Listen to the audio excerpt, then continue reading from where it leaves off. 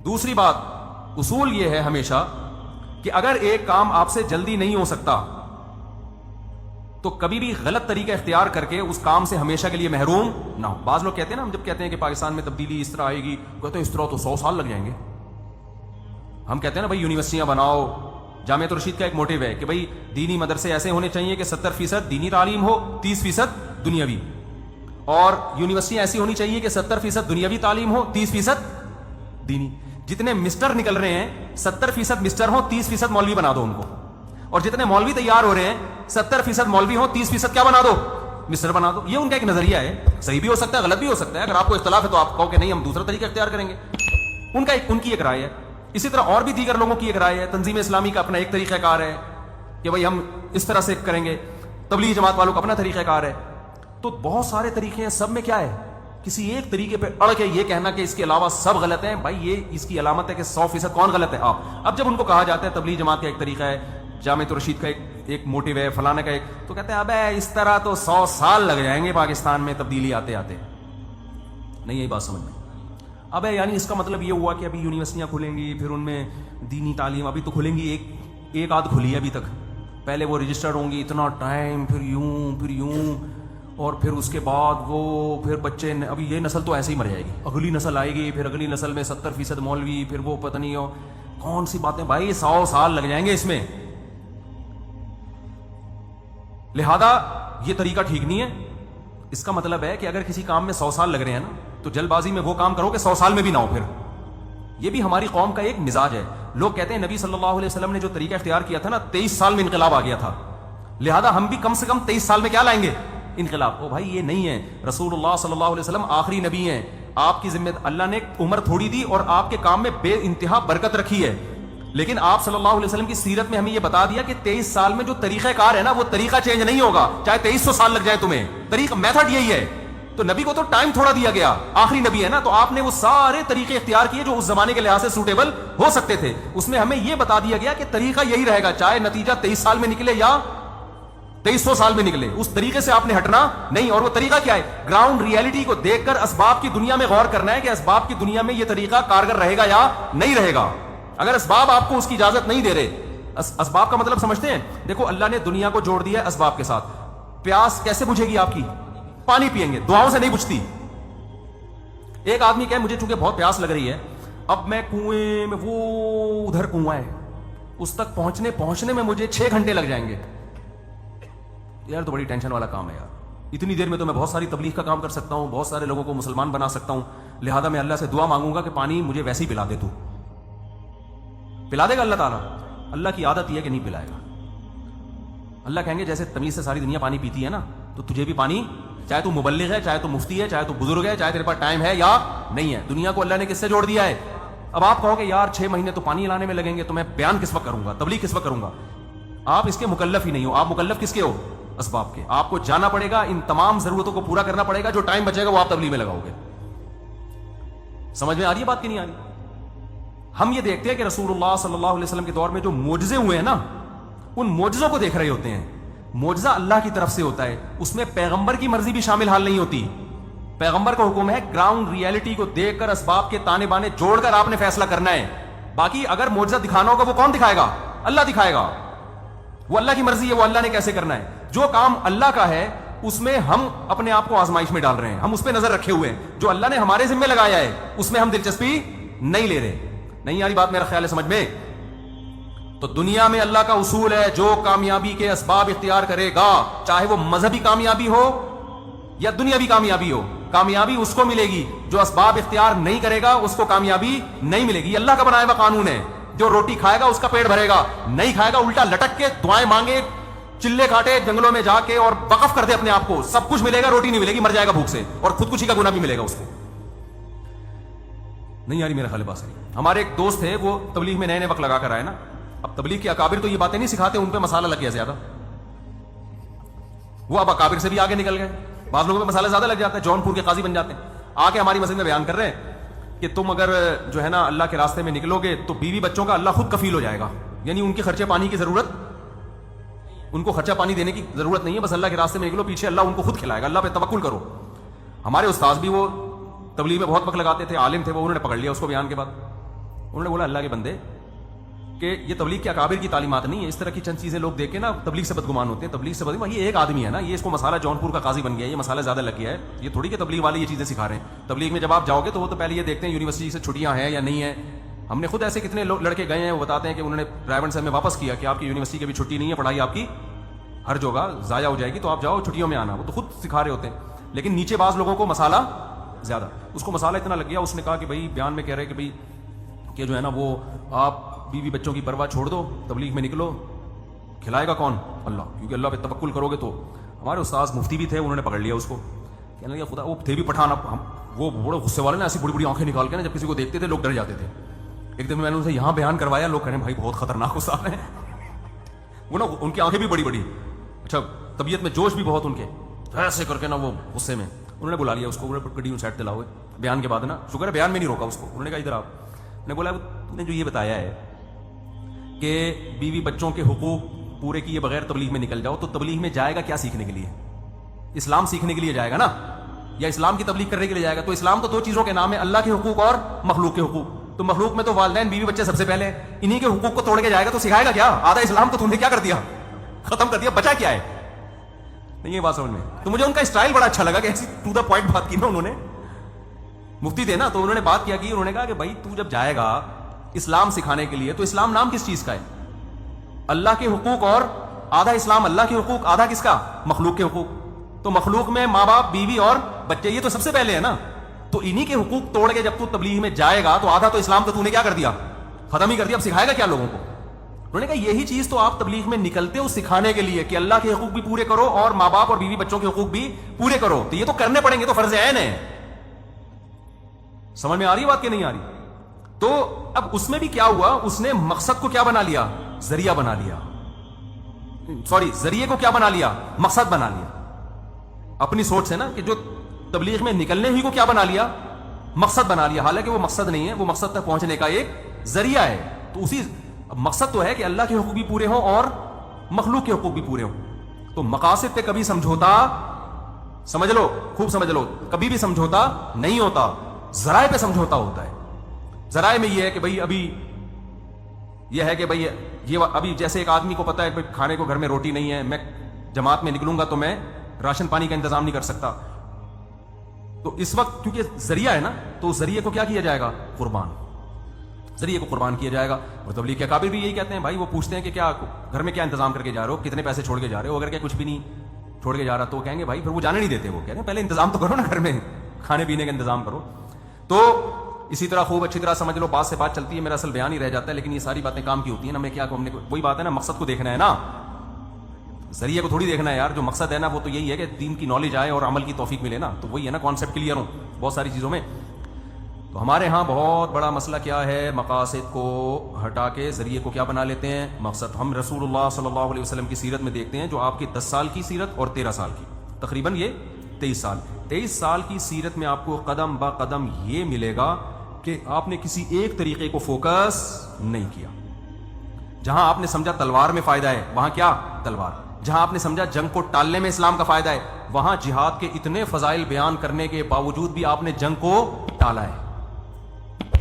یہودیوں سے سلوک کیے جو اسلام کے سب سے بڑے دشمن, ان سے آپ نے معاہدے کر لیے, سلو کر لی. اور پہلی ہجرت کہاں ہو رہی ہے؟ غیر مسلم بادشاہ کے پاس.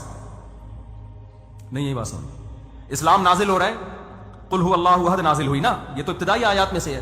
اللہ الصمد لم یلد, اس نے کسی کو نہیں جنا, ولم یولد, نہ وہ جنا گیا. عیسائیت کی نفی ہو رہی ہے کہ نہیں ہو رہی سورہ اخلاص میں, اتنے واضح لفظوں میں. لیکن صحابہ کرام پر جب ظلم ہوا مکہ میں, تو عبداللہ بن مسعود اور حضرت جعفر طیار رضی اللہ عنہما, ان کے وفد کو تیار کر کے عیسائی بادشاہ کے پاس بھیجا جا رہا ہے پناہ کے لیے, جو نجاشی ہے. بہت مشکل ہے بھائی بات سمجھانا. کس کے پاس بھیجا جا رہا ہے؟ تو بظاہر تو یہ اشکال ہوتا ہے کہ جس کے نظریے کی آپ نفی کر رہے ہیں, عیسائی تو اس کا تو بڑا دعویٰ یہ ہے کہ عیسیٰ علیہ السلام اللہ کے معاذ اللہ بیٹے ہیں, تو آپ کی تو نفی ہو رہی ہے کہ ہم اس کے قائل نہیں ہیں, ہم عیسیٰ کو اللہ کا بیٹا نہیں کہہ رہے. تو آپ نجاشی کے پاس ان صحابہ کو پناہ لینے کے لیے کیسے بھیج رہے ہیں؟ تو ہمارے نبی سے اگر ہم پوچھتے تو کیا جواب ملتا؟ بھائی ہم اپنے کانسیپٹ پہ کمپرومائز نہیں کر رہے, ہم نجاشی کے پاس جا کے بیان تھوڑی بدلیں گے کہ ہم تمہاری ہمدردیاں لینا چاہتے ہیں, لہذا معاذ اللہ نقل کفر, ہم بھی اب عیسیٰ کو معاذ اللہ اللہ کا بیٹا کہیں گے اور ہم تمہارے دین میں آئیں گے. ہمیں یہ پتا چلا ہے کہ عیسائیت پر ہونے کے باوجود وہ ایک رحم دل اور نرم دل انسان ہے. مظلوموں کی مدد, چاہے وہ کسی بھی مذہب سے ہو, مظلوموں کی وہ مدد کرتا ہے. اس کی اس رحم دلی سے ہم فائدہ اٹھائیں گے نہیں؟ یہ بات سمجھو. کیوں؟ اسلام کو بچانے کے لیے یہ ضروری تھا, کیونکہ جو ظلم مکہ میں صحابہ پہ ہو رہے تھے اس میں تو ڈر تھا کہ اسلام ہی ختم نہ ہو جائے, تو کوئی تو جگہ چاہیے تھی نا. ابے کیا ہو گیا؟ دیکھو نبی یہ بھی تو کر سکتے تھے نا کہ ہم بجائے عیسائی بادشاہ سے مدد لیں اور اس سے پناہ لیں اور اس کے محل میں جائیں, تو بہتر نہیں ہے کہ ہم اللہ سے مدد مانگیں؟ تو ہم تہجد کی رکعتیں تھوڑی اور زیادہ بڑھا دیتے. کیا خیال ہے؟ صبح یہ وظیفہ, شام کو یہ وظیفہ, اور لا الہ الا انت سبحانک انی کنت من الظالمین, اس وظیفے کو پڑھ کر جب یونس علیہ السلام کو مچھلی کے پیٹ میں سمندر کی تہ میں نجات مل سکتی ہے, تو ہمیں مکہ میں مشرکین کے ظلم سے نجات کیوں نہیں مل سکتی؟ سمجھا پا رہا ہوں اپنی؟ یہ دینداروں کا فالٹ ہے بھائی, اس کو ہم لوگوں کا فالٹ ہے, اس کو سمجھو. آج جو دین پر آتا ہے وہ گراؤنڈ ریئلٹی سے ہٹ کھٹ کے نا آسمانوں کی باتیں کرنا شروع کر دیتا ہے. نہ گھر میں تربیت کی کوشش ہو رہی ہے, بچوں کو آج کل ماں باپ ٹائم ہی نہیں دے رہا. دعائیں کروا رہے ہیں امام صاحب میرا بچہ بگڑ رہا ہے, بچے مجھ سے محبت نہیں کرتے, اتنے ابا کے فضائل سن لیے مفتی صاحب سے, پھر بھی محبت نہیں کر رہے ہیں. بچہ دیکھ رہا ہے ابا انگریزوں کے ہاں ابا ہوتے ہی نہیں ہے, ہمارے یہاں ہو کے بھی کوئی فائدہ نہیں ہے. میں سمجھا پا رہا ہوں؟ بچہ دیکھ رہا ہے کہ مفتی صاحب بیان میں کہتے ہیں کہ گورا ابا لیس ہو گیا ہے. بہت سارے نہیں, جو گورے میرا بیان سن رہے ہیں ان کے ہوں گے بھائی. تو کہہ رہے ہیں ہمارے ہاں تو ابا ہیں تو آئی ڈی کارڈ میں ہیں, نادرا میں ہیں, گھر میں تو ہم نے ان کو کبھی دیکھا ہی نہیں. ایک صاحب نے بتایا کہ میرے بچے نا انچ کے حساب سے بڑھ رہے ہیں. میں نے کہا کیا مطلب, سب کے بچے ایسے ہی بڑھتے ہیں؟ کہتے ہیں نہیں, میں صبح جلدی آفس سے نکلتا ہوں وہ سو رہے ہوتے ہیں, اور جب میں رات کو لیٹ نائٹ پہنچتا ہوں تو بھی سو چکے ہوتے ہیں, تو میں روزانہ ان کو بس ایسے دیکھ رہا ہوں, اب اتنے بڑے ہو گئے. پچھلے سال دیکھا تھا تو اتنے تھے بستر پہ, اب ایک سال میں اتنے, بس اس سے زیادہ میرا بچوں سے تعلق نہیں. وہ اسٹاک ایکسچینج میں تھے وہ صاحب, سارا دن نا وہ نہیں شیئرز کا بزنس چلتا ہے, وہ تو دماغ کا دہی بن جاتا ہے. آپ کبھی اسٹاک ایکسچینج میں جاؤ نا, سارا دن وہ اتنے بھاؤ پہ بند ہوا اور شیئر اتنے پہ بند ہوا اور فلانی کمپنی کے اتنے. ہمارے بھائی اسٹاک ایکسچینج میں جاب کرتے ہیں, انہوں نے بتایا کہ میں نے بہت سے لوگوں کو باولا ہوتے ہوئے دیکھا ہے.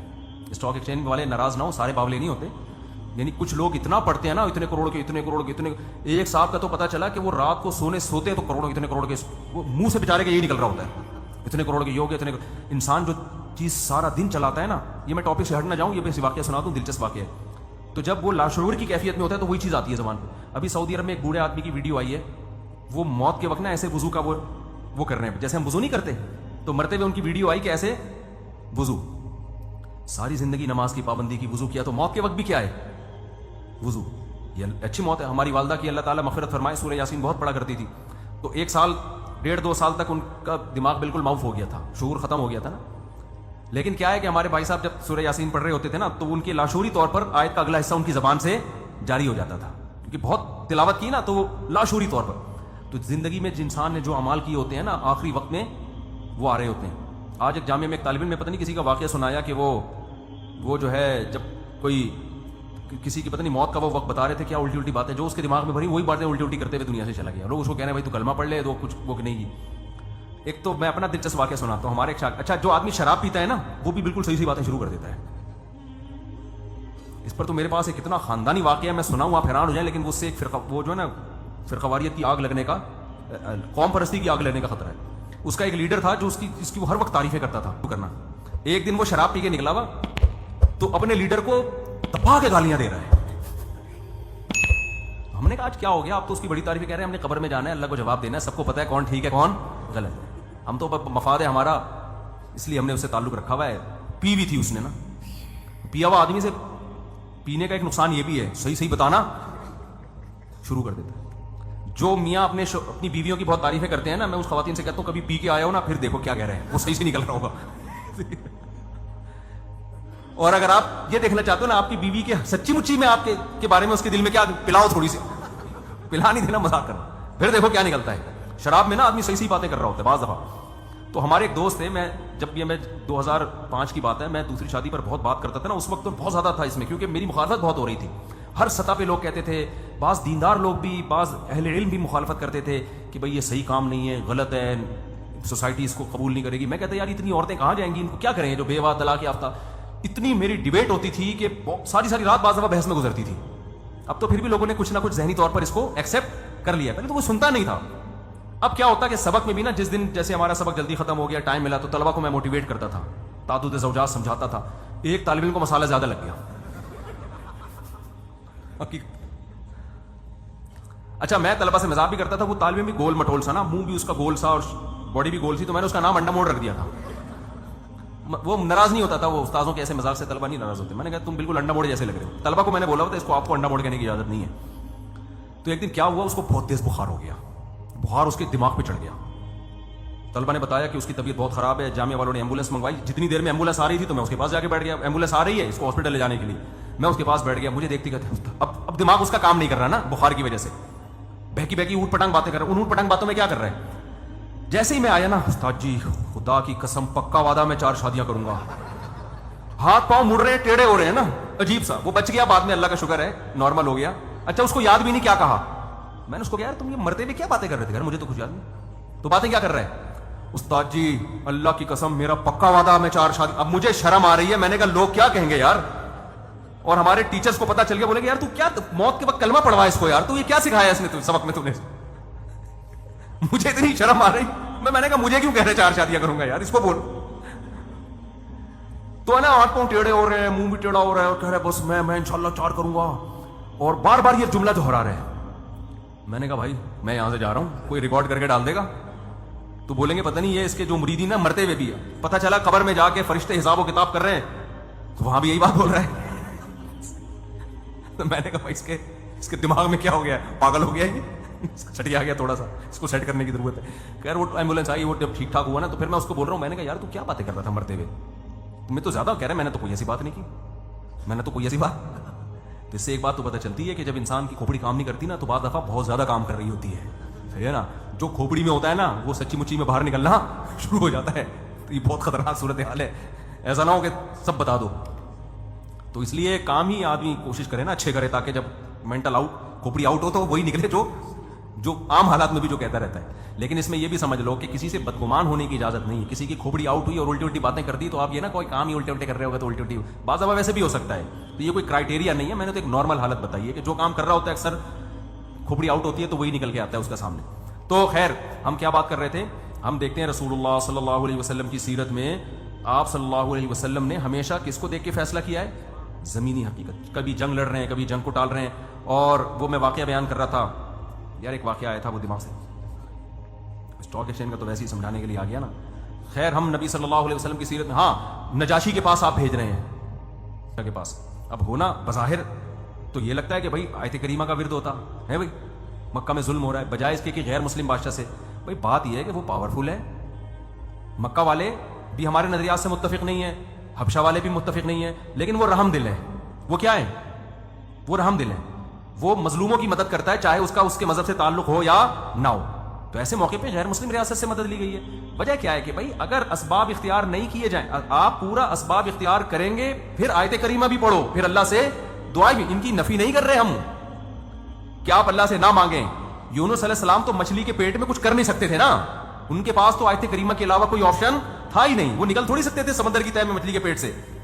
جس کے پاس بہت کچھ کرنے کا آپشن ہو تو سارا ایڑی چوٹی کا وہ زور لگائے, اس کے بعد دعائیں مانگے, پھر اللہ ان دعاؤں میں جان ڈالے. پھر جو اسباب سے ہوگا وہ اسباب سے ہوگا, اللہ ہی کرے گا اس میں بھی. جو اسباب سے نہیں ہوگا تو اللہ وہاں کرامتیں اور معجزے دکھائے گا. پھر وہ سمجھتے ہیں کہ نہیں سمجھتے ہیں, ایسے موقع پہ معجزے بھی ظاہر ہوں گے.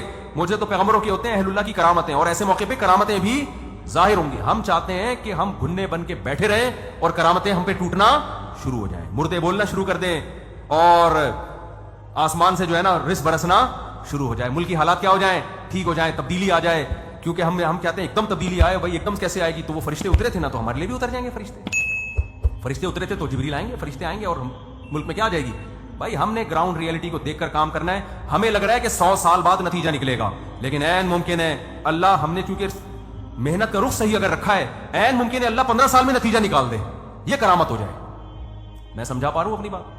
ہم نے گراؤنڈ ریئلٹی کو دیکھ کر ملک میں انقلاب لانے کی کوشش کرنا ہے کہ یار یہ سوٹیبل طریقہ, یہ چل سکتا ہے, تو آپ وہ کریں گے تو لگے گا 100 سال بعد, لیکن عین ممکن ہے وہ انقلاب کب آ جائے, 15 سال میں آ جائے, 20 سال میں آ جائے. رخ آپ کا صحیح ہونا چاہیے. اگر رخ ہی صحیح نہیں ہے میرے بھائی, 100 کیا 1000 سال بھی ہو جائیں گے نا, اور دھنستے چلے جاؤ گے اور دبتے چلے جاؤ گے. سمجھتے ہو گے نہیں سمجھتے ہو. تو خیر میں نے بات یہاں سے شروع کی تھی یار, ایک تو یہ گھڑی بھی دیکھو, اسباب دیکھو. اچھا یہ ٹائم صحیح کر دیا نا, شکر ہے, ورنہ ہمیشہ یہ 10 بجا رہی ہوتی ہے, 11 بجا رہی ہوتی ہے, 12 دوپہر کے. تو یہ الحمدللہ گراؤنڈ ریئلٹی سمجھ رہے ہیں. گھڑیاں ہی ٹھیک نہیں ہیں ہماری. میں یورپ میں گیا نا, وہاں میں نے لوگوں کو دیکھا ٹرین میں نا, سب اسٹڈی کر رہے ہیں, مطالعہ کر رہے ہیں. یہاں ہمیں بندہ ترس جاتے ہیں کسی کے ہاتھ میں کتاب نظر آ جائے. صحیح بتا دوں آپ, تو آپ کہہ رہے ہیں کہ ہمیں ملک میں کیا چاہیے؟ نظام کی تبدیلی چاہیے. کیا چاہیے؟ تبدیلی چاہیے. کتاب سے نفرت اور موبائل سے سارا دن لگے ہوئے ہیں. تو کیا تمہیں پتہ ہی نہیں ہے دنیا کی؟ یعنی اگر خلافت عثمانیہ کی بھی ہسٹری ہے نا تو پڑھیں گے نہیں, ارطغرل ڈرامہ دیکھیں گے. ابے تو ہسٹری پڑھ لے یار, پھر دیکھ لینا ڈرامہ. تو ہسٹری تو اوریجنل سچی مچی کی ہے, وہ تو ڈرامے میں تو ڈرامہ زیادہ ہوتا ہے, ہسٹری کم ہوتی ہے. اب دیکھو ڈراموں میں جو ہسٹری ہوتی ہے نا, جیسے خطیب جب ہسٹری بیان کرتے ہیں نا تو اس میں خطابت زیادہ ہوتی ہے. ہسٹری خطیب یا ڈراموں میں ہسٹری کہ اس نے یہ کہا, پھر جواب میں اس نے یہ کہا, پھر اس کی پیشانی پہ لکیریں آئی, پھر جذباتی ہوا, پھر پسینہ نکلا. ابے اتنا کون بیٹھ کے لکھ رہا ہوتا ہے؟ یہ تھوڑی ہوتا ہے, اس میں ڈرامہ زیادہ ہوتا ہے, ہسٹری بہت تھوڑی سی ہوتی ہے. خیر, تو میں یہ عرض کر رہا تھا کہ اللہ تعالیٰ جو ہے نا باطل کو پنپنے نہیں دیتے. اب کوئی بھی جذباتی طریقے سے بھی آئے گا یا کوئی بھی اکابر سے آپ کو علماء سے ہٹائے گا, جو صحیح جو سلسلہ صدیوں سے چلا آ رہا ہے, تو وہ تھوڑا دن چلتا ہے, اس کی موت کے ساتھ ہی وہ سیٹ اپ ختم. اور ان باطل لوگوں میں ایک چیز مشترک ہے کہ ان کا چونکہ کوئی استاذ نہیں ہوتا نا, لہذا ان کے جو شاگرد ہوتے ہیں وہ خود استاذ کے ٹریک سے بھی ہٹ جاتے ہیں. ان میں 4-5 سلسلوں تک کوئی بھی ایک بھی ایسی شخصیت نہیں ہے جو 4-5 نسلوں تک سب کے نظریات سیم ہو. اگلے کے بالکل اور ہٹے ہوئے ہوں گے, اس سے اگلا بالکل کنٹرول سے باہر ہوگا, اس سے اگلا ایک نیا فرقہ بنا رہا ہوگا. اور جو اکابر سے منسلک ہے نا صدیوں سے, وہ ایک ہی ٹریک پر 1400 سال سے چلتے چلے آ رہے. صحابہ کا مسئلہ دیکھ لو, صحابہ کے بارے میں تابعین, تبع تابعین, پھر ان کے شاگرد, پھر ان کے شاگرد, پھر فقہا, محدثین صدیوں سے ایک ہی ٹریک پر چلے آ رہے ہیں. امام احمد بن حنبل, امام شافعی, امام مالک, امام ابو حنیفہ, پھر ان کے شاگرد, پھر ان کے شاگرد, ان کے استاذ بھی. وہ کیا ہے کہ تمام کے تمام صحابہ عادل ہیں, ان میں کسی کی شان میں بھی گستاخی جائز نہیں. چاہے حضرت معاویہ ہو, چاہے حضرت ابو سفیان ہو, ان سے جو غلطیاں ہوئیں اجتہادی غلطیاں ہوئیں, اور ان کی جو نیکیاں تھیں وہ ان کی خطاؤں سے زیادہ ہیں. اس میں آپ کو سیم ملے گا. لیکن جو اس کے خلاف نظریے کے گئے ہیں نا, ایک نے ایک نظریہ پیش کیا, دوسرے نے آ کے اس کی نفی کر کے دوسرا پیش کیا, تیسرے نے آ کے کسی صحابی کا دفاع کیا, دوسرے کا سے اختلاف کیا, دوسرے پہ طنز کیا کسی نے. ایسا آپ کو اختلاف ملے گا, اور سب یہ کہیں گے کہ ہم دلائل کو مانتے ہیں, ہم شخصیت پرستی کے قائل نہیں ہیں. بھائی تم سب اگر دلیل سے بات کر رہے ہو, دلائل کو, تو پھر سب کا ایک رائے پہ جمع کیوں نہیں ہوتے تم؟ اس کا مطلب یہ تمہاری رائے ہے, یہ دلیل نہیں. اگر اتنی مضبوط دلیل ہوتی نا تو ایک پہ جمع ہو جاتے آپ. تو دلیل ایسی ہے جو قابل بحث ہے, تبھی تو اس میں اگلا آگے بحث کر کے اس کو غلط قرار دے رہا ہے. العقیدۃ الطحاویہ امام طحاوی نے لکھی. امام طحاوی نا تقریباً میرا خیال ہے 3 صدی ہجری کے عالم ہیں, 3 یا 2 کے اینڈ میں. انہوں نے عقیدہ کی کتاب لکھی نا, اس میں یہ بات توحید سے متعلق عقیدہ, رسالت سے متعلق, تقدیر سے متعلق, اسی میں یہ بھی کہ صحابہ کرام کو ہم کیا سمجھتے ہیں؟ عادل سمجھتے ہیں. کسی کی شان میں بھی ہم جو ان کے یعنی مفہوم بیان کر رہا ہوں میں اپنے الفاظ میں, اس میں طنز کو ہم جائز نہیں سمجھتے. وہ کتاب چونکہ تمام اہل سنت والجماعت کا وہی عقیدہ, یہ خود تو حنفی تھے لیکن وہ عقیدہ جو انہوں نے لکھا وہ تو تمام اہل سنت والجماعت کا تھا, شوافع. تو ساری دنیا میں وہ کتاب پڑھائی گئی. اس کو اہل حدیثوں نے, آج کل اہل حدیث بھی پڑھاتے ہیں, سلفی لوگ بھی پڑھاتے ہیں, حنفی بھی, مالکی بھی, شافعی بھی, حنبلی بھی, سارے پڑھا رہے ہیں. کسی کا اس میں اختلاف نہیں ہوا. اب آپ دیکھو ایک چیز ایسی ہے جو 1200 سال سے اتفاقی چلی آ رہی ہو, حالانکہ ان 1200 سال میں کتنے بڑے بڑے علامے پیدا ہوئے کہ نہیں ہوئے, کسی نے اس پر اعتراض نہیں کیا کہ یہ صحابہ والا معاملہ ٹھیک نہیں ہے. اس کے بعد چند لوگ اگر آئیں وہ 15ویں صدی میں ہوں اور وہ عالم بھی نہ ہوں, وہ پھر حضرت معاویہ پہ طنز کرنا شروع کر دیں, فلانے پہ طنز کرنا شروع کر دیں, تو یا تو یہ پوری دنیا کے علماء, جس میں ترکی بھی تھا, سعودی عرب بھی ہے, جس میں مراکش بھی ہے, مشرقی دنیا بھی, مغربی دنیا بھی, شمالی مسلمان بھی, جنوب کے مسلمان بھی, یا تو یہ معاذ اللہ سارے کے سارے غلط تھے اور یہ ایک آدمی صحیح ہے. اور آسان کیا ہے بھائی, ایک آدمی غلط ہے یا 2-4 آدمی غلط ہیں, باقی سارے کیا ہیں صحیح. تو یہ جو 2-4 آدمی دلائل دے رہے ہیں, یہ دلائل میں آپ کو کنفیوز کر رہے ہیں. دلائل کے تانے بانے جو ملا رہے ہیں وہ صحیح تانے بانے نہیں ملا رہے. اگر آپ کسی کے پیچھے پڑ جاؤ نا ہاتھ دھو کے, تو آپ اچھے اچھے لوگوں کو بدنام بھی کر سکتے ہو, اور اگر آپ کسی کی عقیدت میں اندھے ہو جاؤ تو برے برے لوگوں کو اچھا بھی قرار دے سکتے ہو. حضرت عثمان رضی اللہ تعالی عنہ وہ صحابی ہیں کہ غزوہ احد میں جب شکست ہوئی نا تو بہت سارے صحابہ غزوہ احد میں فرار ہوئے تھے, تو اس میں حضرت عثمان بھی تھے. صحابہ کرام نے قرآن نے تنبیہ کی سب کو, پھر قرآن نے کیا کہا, اللہ نے معاف کر دیا. پھر صحابہ سے یہ غلطی ہوئی, اتنا بڑا حملہ اچانک ہوا ہے تو یہ نیچرل ہے راہ فرار اختیار کرنا, قدرتی طور پہ ہو سکتا ہے. چند صحابہ نبی کے ساتھ رہے لیکن بڑے بڑے صحابہ کے قدم اکھڑ گئے. پھر جب قدم اکھڑے ہیں تو پھر کیا ہوا کہ جی حضرت خالد بن ولید جو بعد میں مسلمان، ان کا پتہ چلا کہ ان کے قدم اکھڑ گئے تو انہوں نے کہا ہم دوبارہ حملہ کرتے ہیں. تو یہ جو شکست کھا کے بیٹھے ہوئے تھے زخموں سے چور، ان کو جب پتہ چلا تو اب انہوں نے دوبارہ حملہ کرنے کی تیاری شروع کر دی. اب فرار اختیار نہیں کیا. تو کتنی بڑی نیکی ہے کہ نہیں. تو ایک اگر غلطی ہوئی، اس سے بڑی نیکی کر کے اس غلطی کی تلافی ہو گئی کہ نہیں ہو گئی؟ بولو نا کیا ہو گیا. اگر ایک غلطی ہوئی ہے تبھی تو قرآن نے پھر ان کی تعریفیں کی کہ الذین قال لهم الناس ان الناس قد جمعوا لكم فاخشوهم فزادهم ایمانا، کہ لوگوں نے ان زخموں سے چور لوگوں کو آ کے کہا کہ اب لوگ تمہارے لیے خلاف دوبارہ اکٹھے ہو رہے ہیں. تو اب ان کو کیا ہوا کہ بجائے بزدلی کے ان کا ایمان اور بڑھ گیا. یعنی وقتی طور پر ایک خوفداری ہوا تھا، فرار اختیار کیا، لیکن اب زخموں سے چور دوبارہ کھڑے ہو گئے. تو قرآن نے اب ان کی تعریف کی صحابہ کرام کی. لیکن جو صحابہ کے خلاف ہے نا، وہ اس پہلو کو آج تک اچھالتے رہتے ہیں کہ چند وہ فلاں فلاں تو نہیں بھاگے تھے، یہ لوگ معاذ اللہ بھاگ گئے تھے. تو آپ بتاؤ یہ طبیعت کے فاسد ہونے کی علامت ہوگی کہ نہیں ہوگی؟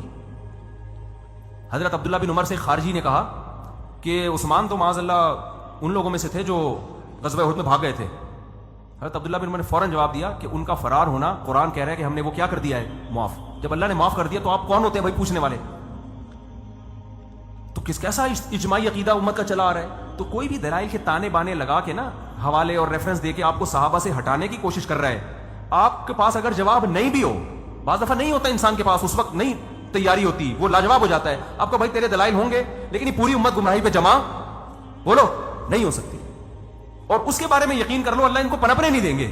یہ دو چار چلے گا تھوڑا عرصہ، یعنی اس طرح کے لوگ جو بھی صحابہ کے خلاف، اگلی نسل چینج ہو جائے گی یا اگلی نسل کوئی نیا فرقہ لے کر آئے گی. یعنی باطل فرقہ زیادہ عرصہ چلتا نہیں ہے، ان کے نظریات چینج ہوتے رہتے ہیں. آپ بدعتوں کو دیکھ لو نا. آپ مجھے بتاؤ ربیع الاول میں ہر سال بدعتوں کا اسٹائل چینج ہو رہا ہے کہ نہیں ہو رہا؟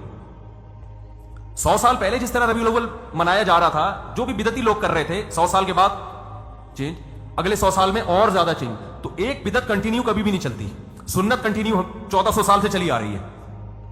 سمجھتے ہو کہ نہیں سمجھتے؟ تو جو چیز کنٹینیو نہیں چل رہی اس کا مطلب اللہ اسے پنپنے نہیں دے رہا، اس کا مطلب وہ حق پر نہیں ہے. تو اللہ نے پیغمبر صلی اللہ علیہ وسلم کو یہ بتایا کہ آپ اگر معاذ اللہ پہ جھوٹ باندھیں گے اللہ آپ کو نہیں چلنے دے گا. تو اس میں اللہ نے میسج دے دیا کہ کوئی بھی اسلام میں تحریف کی کوشش کرے گا اس کو میں زیادہ عرصہ چلنے نہیں دوں گا.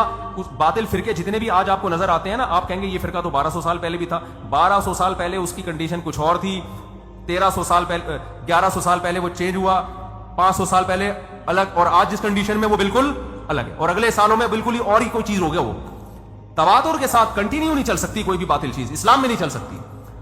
کھوپڑی کلیئر ہوئی؟ تو اس لیے ہمیں اس سے سبق کیا ملتا ہے کہ جو چیز ہمیشہ سے چلتی آ رہی ہے وہ ٹھیک ہے، کیونکہ اس کا مطلب اللہ اسے پنپنے دے رہا ہے. پنپنے کا مطلب سمجھتے ہیں؟ اصل میں ایسا لفظ پہ پہنچا رہا ہوں، پنپنا کیا ہوتا ہے، پورا بیان ہی غلط ہو جائے گا. پھر برقرار یعنی اس کو ایک پنپنے کا پنپنا ہی ہے اور کچھ نہیں ہے اس کا. تو جو بھی چیز ہے نا وہ ہمیشہ، تو جتنے بھی اہل حق ہیں ان کی پورا ایک سیٹ اپ ملے گا وہ پورا آخر تک. اور جو بھی باطل چیز آئے گی وہ، تو اس میں ہمیں ایک سبق تو یہ ملا کہ جو چیز صدیوں سے آ رہی ہے وہ ٹھیک ہے، اور جو چینج ہو رہی ہے وہ یا نئی آ رہی ہے مارکیٹ میں، چاہے کتنا قرآن و حدیث کا لیبل لگاؤ، وہ کبھی بھی ٹھیک